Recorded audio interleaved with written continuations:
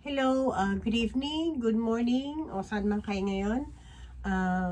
Pasensya na po kayo dahil yun ang promise ko na mag-share ako ng Word of God once a week. But very busy talaga yung schedule ko. So now, I think once a week na lang siguro or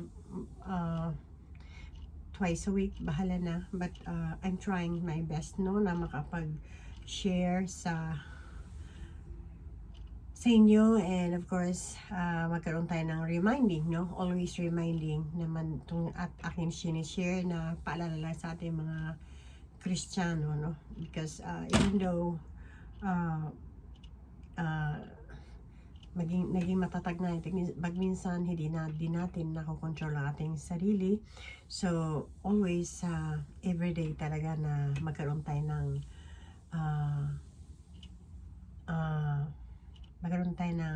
pagsaliksik ng salita ng Panginoon, paalala talaga para makontrol natin ang ating sarili. Okay? So, ang aking itatopic ngayon ay reason for trials, no? 'Di ba? Grabe talaga ang pagsubok natin, no, dito sa mundo, sa ating ginagalawan, no? Ngayon maging masaya tayo, and then kinabukasan or mamaya-maya nandiyan na palang pagsubok natin alam, di ba? So, ang hirap talaga, oo. Oo, kaya kailangan talaga natin na mag-iingat tayo o maging handa tayo kung ano man ang harapin natin sa araw-araw. So, dahilan bakit tayo may pagsubok, no? So, basahin muna natin dito sa James 1:1-12. English kasi ito sana Tagalog na lang sana, no, para mas gusto kasi yung Tagalog, but I try, no.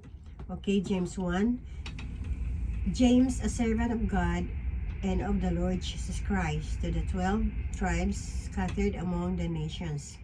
Nandito sa trials and temptations, consider it pure joy, my brothers and sisters, whenever you face trials of many kinds, because you know that the testing of your faith produces perseverance. Let perseverance finish its work, so that you may be made mature and complete, not lacking anything.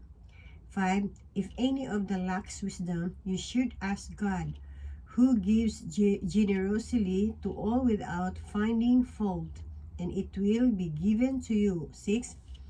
But when you ask, you must believe and not doubt, because the one who doubts is like a wave of the sea, blown and tossed by the wind. So 7. That person should not expect to receive anything from the Lord. Such person is double-minded and unstable in all they do. 9. Believers in humble circumstances ought to take pride in their high position, but the rich should take a pride in their humiliations, since they will pass away like a wild flower, for the sun rises with a scorching heat and withers in the plant. The rich will fade away even while they go about their business. Blessed is the one who perseveres under trials, because having stood the test, that person will receive the crown of life that the Lord has promised to those who love Him. Amen. English, no? Sana Tagalog na lang. Kaya lang, wala akong mahanap Mas gusto kasing Tagalog talaga, no? Para maintindihan natin.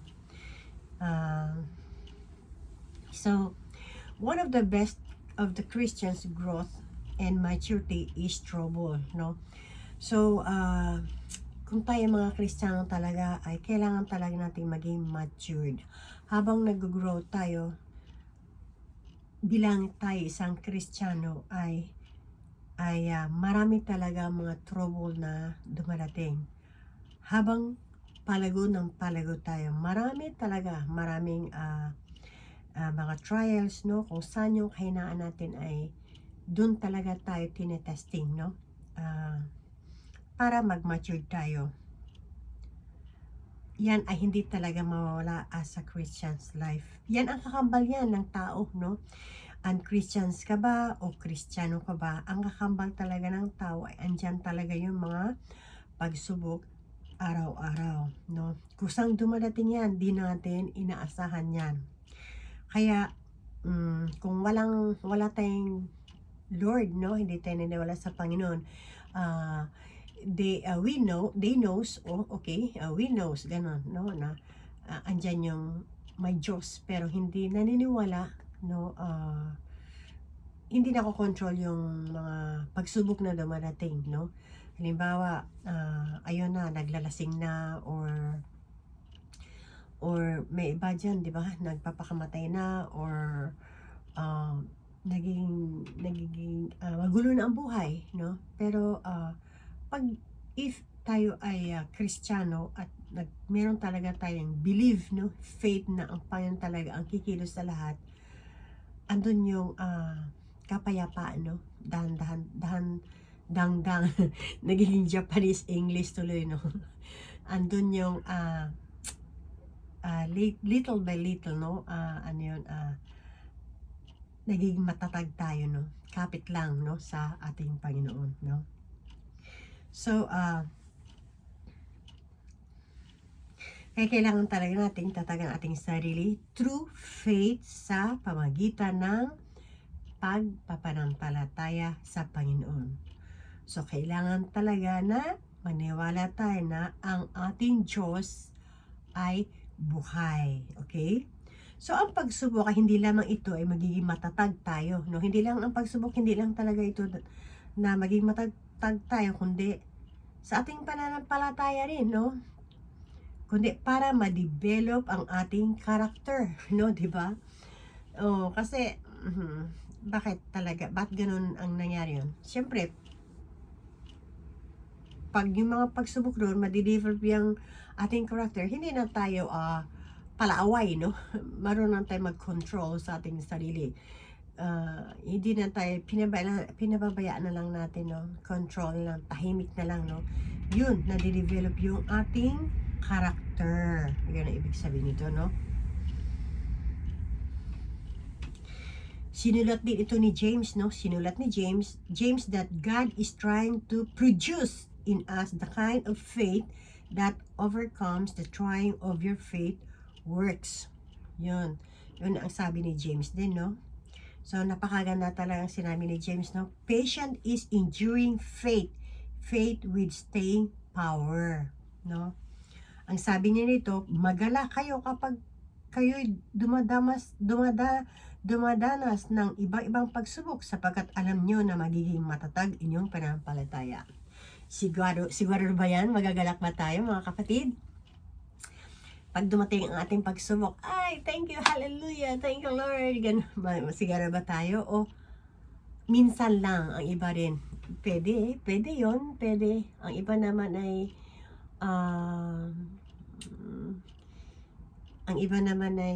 hindi siguro magagalak. No? Let's face na lang, no, sa ating Christian's living, no? Pero kailangan talaga natin, huwag tayong malungkot, no? If we believe in God, kailangan talaga tayo na magalak tayo dahil andyan yung pagsubok, ay andyan talaga ang Panginoon na hindi tayo pababayaan. Okay? So, sabi rito ay, kaya pag dumating ang pagsubok daw, no? Kailangan nating pagpigil, no? Dahil hindi tayo pabayaan ng ating Panginoon, gusto lang niya maging matatag tayo. Yan ang sabi niya, no? Gusto lang ng ating Panginoon na maging matatag daw tayo. Kaya lang, nakakalungkot dahil may Kristiyano rin na nanghihina, no? May Kristiyano rin na manghihina na pag minsan, Kristiyano nga, wait lang ha, meron kasi akong kopya din dito eh. Meron akong guideline dito. Hindi ko nakita. Hindi ko na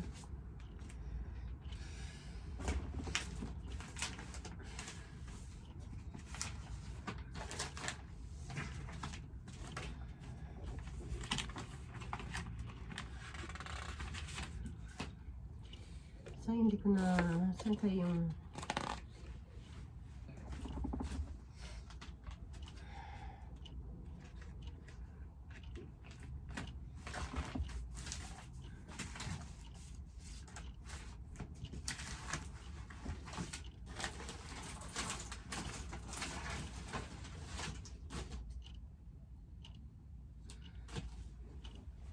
wala dito, no? Nakita ko na kasi kanina yan, eh. Hindi ko lang na,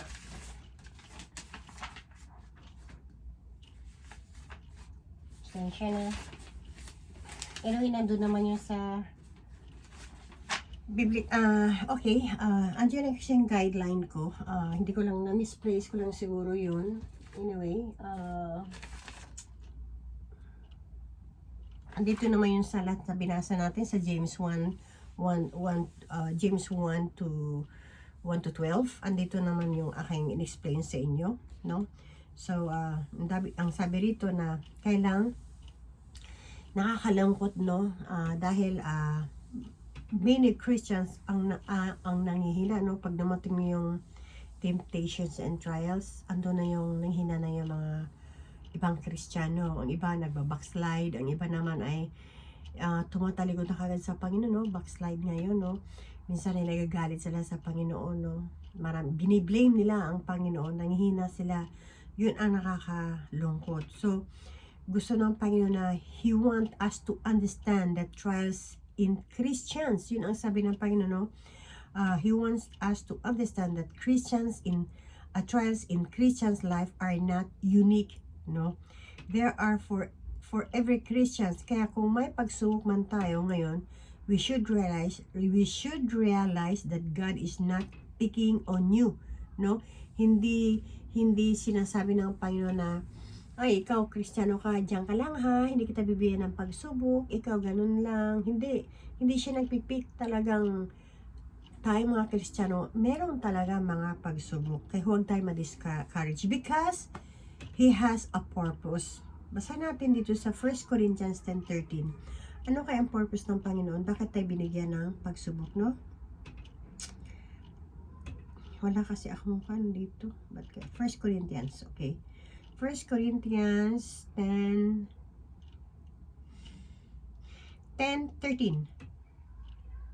10:13.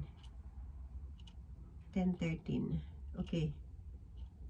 No temptations has overtaken you except what is common to mankind, and God is faithful. He will not let you be tempted beyond that you can bear, but when you are tempted, He will also provide a way out so that you can endure it. Diba? Yun ang sabi ng Panginoon. Meron siyang purpose talaga. Bakit nagkaroon tayo ng mga trials, pagsubok, kasama yun sa ating Kristiyano. Pero ang sabi ng pangako ng ating Panginoon na hindi niya tayo pababayaan, alayin dyan siya, tutulungan tayo niya, huwag kayong matakot. Yun ang sabi ng Panginoon dito sa 1 Corinthians 10:13. So, we should think kung ito ba ay trials or kaya tayo magkaroon ng pagsubok ay dahil gilit na tayo sa paggawa. Lagyan natin, ito ba ay trials kasi nagigilty tayo sa nakagawa tayo ng hindi nagkagawa tayo ng pagkakamali o yumayabang ba tayo o bakit tayo may pagsubok, no? Bakit kaya ako naman ay pagkasubok? Dahil siguro ako yumayabang na ako bilang Kristiyano kaya binigyan ako pagsubok ng Panginoon, no? So kung alam natin hindi tayo guilty, no? Kung alam natin hindi tayo guilty, maging masunurin tayo sa ating Panginoon, so enjoy the trials. Maging masaya tayo na meron tayong trials. Kasi kung wala kang trials, wala kang pagsubok, naku ha, lagot ka, anak ka ba talaga ng Diyos? Diba? Yun ang problema. Kaya mabuti na yung may mga trials tayo at mga pagsubok. Dahil kung wala tayo niyan, questionin natin sarili natin kung anak ba talaga tayo ng Diyos, diba? Kailangan meron talaga yan, no? Okay? So, kaya enjoy natin to. And thank God, pero kung gilit tayo, change your attitude, no? Pero kung alam natin na yumayabang tayo, na nagiging bad Christian na tayo, kailangan talaga natin na i-change yung ating attitude. Mag-repent kagad tayo, no? Be humble. Papasalamat tayo dahil hindi tayo pinalo ng husto ng Panginoon. Di ba? Nakakatakot at pinalo tayo ng Panginoon pag nagkaroon tayo ng kasalanan, di ba? So, kailangan talaga na maging good Christians tayo, good followers, okay? Kaya kailangan talaga natin na magpasalamat sa ating Panginoon, no? Na nakilala natin siya. Yan ang talagang the best talaga, no? Trials and testing happen in our lives to produce real Christians joy, no? Dito sa 2, nabasa na naman natin dito sa 2, no? Dito sa 2. Nabasa natin dito sa 2 kanina sa James. No, okay? James. And kailangang magsaya tayo kahit nasa gitna tayo ng pagsubok. At it is the bring rejoicing, no, because we can see the truth, the real, no.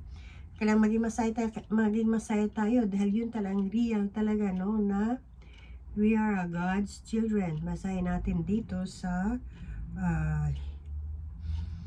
Hebrew 12:2. Hebrew. Wala kasi ang 1M. I don't know where is my copy. Hebrew 12:2. Fixing our eyes on Jesus, the pioneer and perfecter of faith, for the joy set before him, he endured the cross, scorning its shame, and sat down at the right hand of the throne of God. Yan, okay, amen. I-try ko nga ito sa Tagalog, okay? Baka, para mas maganda kasi kung Tagalog. Sana may Tagalog naman akong kuan. Siguro ito pwede.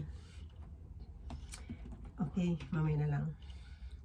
So, it is that bring rejoice because we can see the through the trials. Mababasa natin ito sa Hebrew 12:2. Okay? And dito naman, 6. So, kahit anong mangyari talaga, we should suffer here, no? We shall see in heaven naman. So, kahit maraming tayong suffer dito sa world, ay masaya naman tayo sa kabilang buhay. So, trials are not meant to magkaroon tayo ng galit, no? Ang pagsubok ay, ba't ako nagkaroon ng pagsubok na ito? Nagagalit ako. Hindi yun, no? Kundi ay maging mag-root ang ating spiritual mature Christian who possesses overcoming faith. So, ang Christian natin ay joy produced by the Holy Spirit. Hindi ito nakaka-depend on circumstances or problema, no? So, we should think that, no? Kailangan natin isipin yun. Sabi ng Panginoon, I'm working on you with a specific purposes in mind. God wants us to be a long-distance Christian. Gusto niya forever and ever hanggang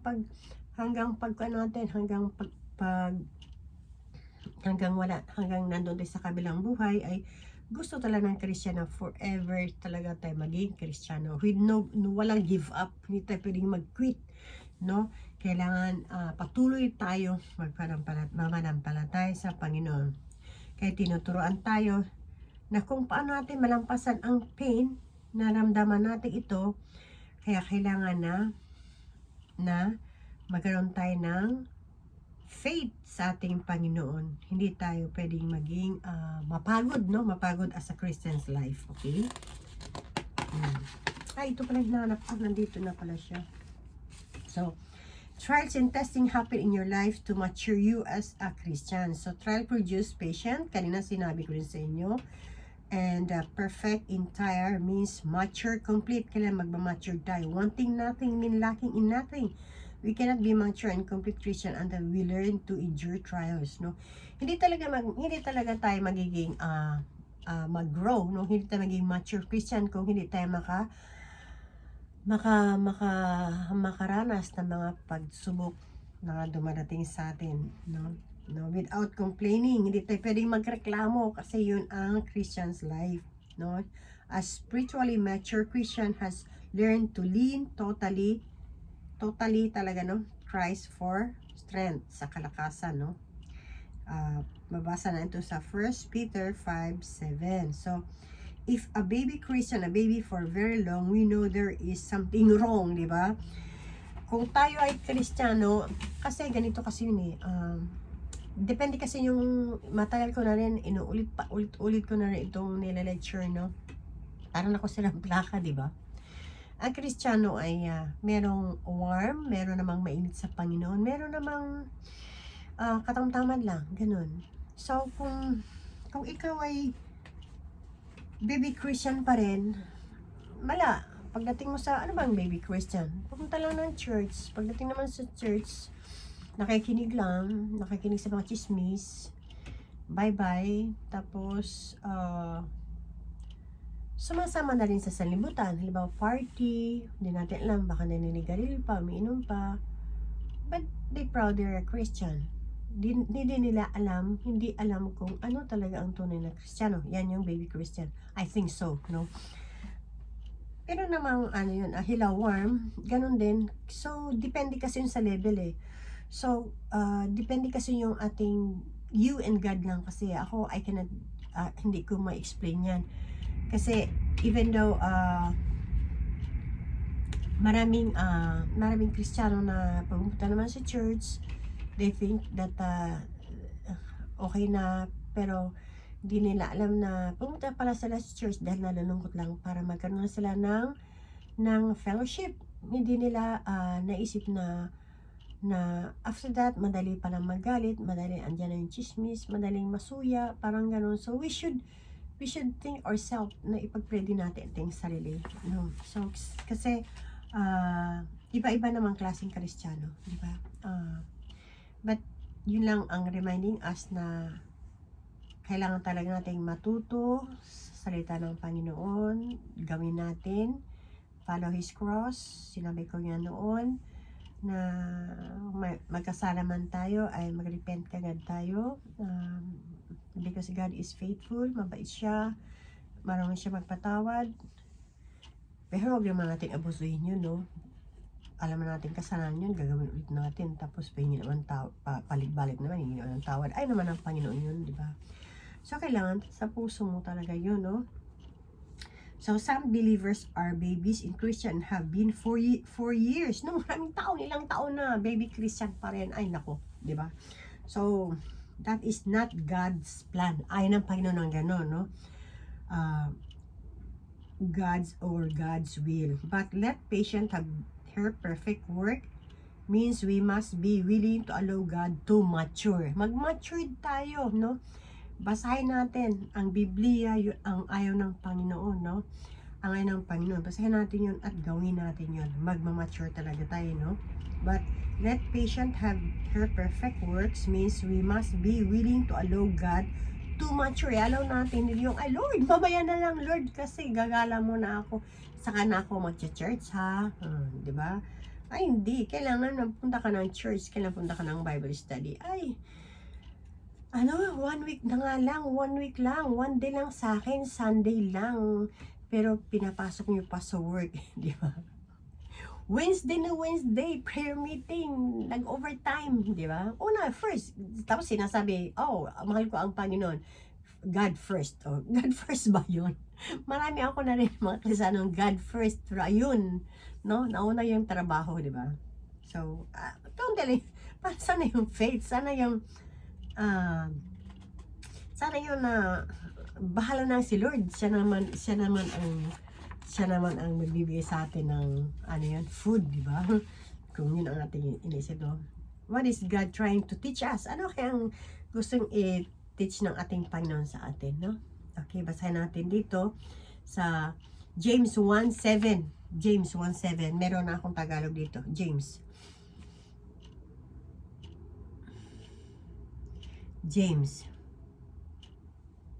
Ang problema ay ang hirap talaga, no? James 1:7. James 7-8. Sapagkat huwag isipin ang taong yaon na siya'y tatanggap na anumang bagay sa Panginoon. Ang taong may dalawang akala ay walang tiyaga sa lahat ng kanyang mga paglalakad. Yun. Yung sabi ng Panginoon, no? Kaya, Kung wala kang 7-8 pala, no? Sapagkat huwag isipin taong yaon ay di na siya'y tatanggap na anumang bagay sa Panginoon. Di ba? Nakakatakot yun. Kaya kailangan sumunod talaga sa Panginoon. Ang taong may nagdadalawang akala ay walang tiyaga sa lahat ng kanya mga paglalakad. No? Yun ang pabala sa atin ng Panginoon. No? Kaya huwag nating saka na Lord, huwag, no, kasi hindi natin alam ang buhay natin, baka mamaya patay na tayo, paano na ngayon, di ba? Paano ngayon, baby Christian pa ako, ayoko pang mamatay, pwede ba yun? Hindi naman pwede yun, di ba? So kailangan natin na hanggang maaga ay binibigyan tayo ng chance ng Panginoon na makilala natin siya, magtiwala tayo sa Kanya, okay? And oras na ba? 6. And then we are to pray without doubt, no? Kaya sabi niya, huwag tayong mag-pray na, mag-pray nga tayo, talaga Lord, gawin mo ba yun sa akin? Pray ka na naman, tapos sasabihin mo na sa kaibigan mo ang problema mo, tapos pray ka na naman. Huwag ka mag-doubt. Kung pinag-pray mo na sa Panginoon, magtiwala ka sa Kanya. Huwag mo nang, uy, alam mo, may problema ako. Huwag na yun, kasi di ba piniray mo na sa Panginoon yun? Hindi pa ibaba yung isip mo. Nothing waving, no? Means yung paibaba yung isip mo. Wag na, mag-focus ka na kay Lord. You should believe, no? Na andyan ang Panginoon. Nang B is, that is how we are to pray. Believing God will answer prayer, no? Magtiwala lang. Prayer in doubt are not answered, no? Kung nagpipray ka nga, pero paiba naman yung isip mo, no? Hindi ka pa rin mapakali, sinasabi mo pa rin sa mga tao mo, ay hindi talaga ma-answer prayer yung hinihingi mo, no? We must have one mind, that mind of Christ, no? Isang isip lang, no? We must have one mind, the mind of Christ, sa Philippians 2:5, no? Our mind must be His mind, diba? Our mind, kailangan ko anong inisip ng Panginoon, kailangan talaga natin na kailangan natin na magtiwala lang, no? Dahil andyan ang Lord. Philippians, where you now? Philippians 2:5.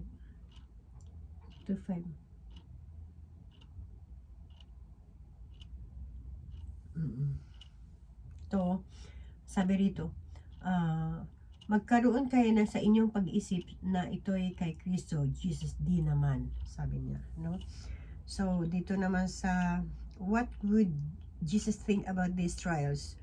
So anong gusto ng Panginoon, no? So ma-realize ng tao na ang pagsubok ay hindi ito kalungkutan, kundi kailangan mag-rejoice, no? What would Jesus do about this testing, no? Kailangan natin na para ma-develop yung ating character. Okay? Ito na. So, ito, I know, it's very famous naman ito si Job, diba? Let me look no, hindi ko nang ito i-kukay sa inyo. Si Job, diba? Yung napakabait niyang tao, tapos testing siya ni Lord, pero talagang matatag talaga siya. Naging matatag talaga siya. Namatay yung kanyang mga anak, pati asawa niya, dinidare pa rin siya, mga kaibigan niya, pero nagtiwala sa anak niya, kaya doble-dobling biyaya sa kanya, di ba? Kaya yan, kaya kailangan, I know hindi naman natin magaya nung kagaya kay Job ang mangyari, pero as of now, yung mga trials, pagsubok na dumating sa atin, ay kailangan talaga natin magtiwala lang tayo sa Panginoon, no?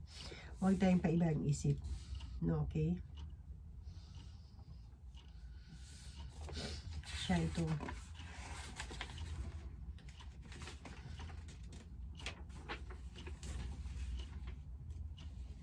Okay? Basta ito lang ang kuha natin. Ito lang last na ikukuha ko sa inyo ay trials is testing happen in our life to produce a real Christians. Produce in your enduring faith, mature as a Christian, drive us to prayer among the brethren, mga kapatiran, no? Reward and para magkaroon tayo ng trials and testing happen to bring us reward in heaven. Okay? So, yun lang aking ikukan sa inyo na kasi araw-araw talaga nagkakaroon tayo ng mga pagsubok, no? Mga trials, di natin alam, no? Pagsubok, ilagay natin sa health, no? Una pa, sa ating ginagalawan, no?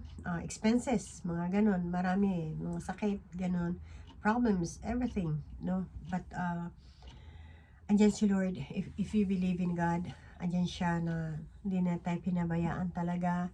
We believe in Him, talaga, magbibigay talaga instant ng miracle ang Panginoon sa atin. We should love, kailangan mahalin natin siya, kailangan natin na magtiwala sa Kanya, okay? And kailangan natin magpapatotoo tayo na we are really a Christian, no? Hindi lang yung warm na Christian. Kung anong sakit natin, isipin natin, ano ba ang hindi kaluluwa ng Panginoon? Kung ako'y madaldal, kailangan akong tikom ng aking bibig. Parang gano'n. Kung ako may chismosa, di ba? Di, marami naman. Marami tayong mga, kailangan maging matured lang talaga tayo as a Christian's life, no? Na kung ano yung weak natin, kailangan natin na magbago. Andun yun sa Galatians 5:20-23. Try our best na magaya natin yun.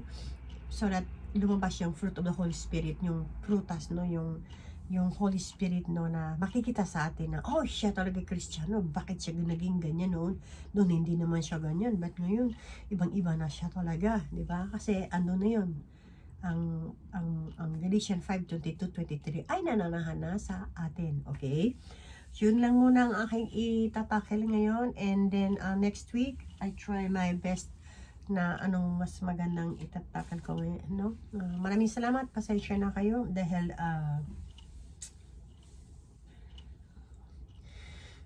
ito lang na i-share ko sa inyo. If you want na